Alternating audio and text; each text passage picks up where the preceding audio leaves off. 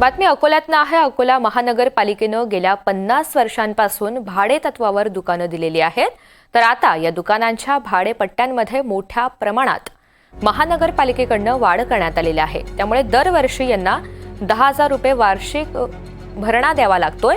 आता ते 80,000 रुपये भरावे लागणार आहेत आणि 31 मार्चच्या आत जर भाडं दिलं नाही किंवा भरलं नाही तर दुकान सील करण्यात येणार असल्याचं सुद्धा मनपाकडनं आदेश जारी करण्यात आलाय।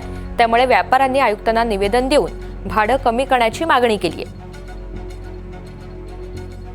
दरम्यान या सगळ्या संदर्भात व्यापाऱ्यांनी आयुक्तांसोबत चर्चा केलेली आहे, पण मनपा आयुक्त काय निर्णय घेतात याकडे आता व्यापाऱ्यांचं लक्ष लागलंय आणि या सगळ्या संदर्भात आमच्या प्रतिनिधींनी आढावा घेतलाय। आपण पाहूया। अकोल्याच्या महानगरपालिकेच्या भाडेवाढ मोठ्या प्रमाणात होत असून व्यापारी संघटनेकडून मनपा आयुक्तांना काल निवेदन देण्यात आले। आपण पाहू शकता माझ्या पाठीमागे या ठिकाणी हे दुकाने आहेत। गेल्या 50 वर्षापासून या दुकानाचे भाडे तत्वावर वाटप करण्यात आले आहे। दरवर्षी या दुकानाची रिन्यूअल केल्या जाते।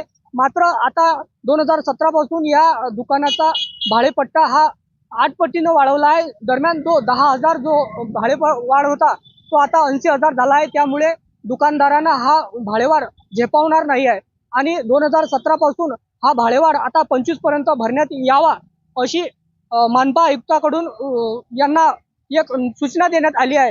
दरम्यान 31 मार्च पर्यंत ही भाडेवाढ रक्कम न भरल्यास त्यांचे दुकान सील करण्यात येणार आहे असे मनपा प्रशासनाच्या वतीने भाडेवाढ या दुकानदारांना सांगण्यात आले आहे। नेमकी आता कुठली कारवाई होते हे पाहणे महत्त्वाचे ठरणार आहे।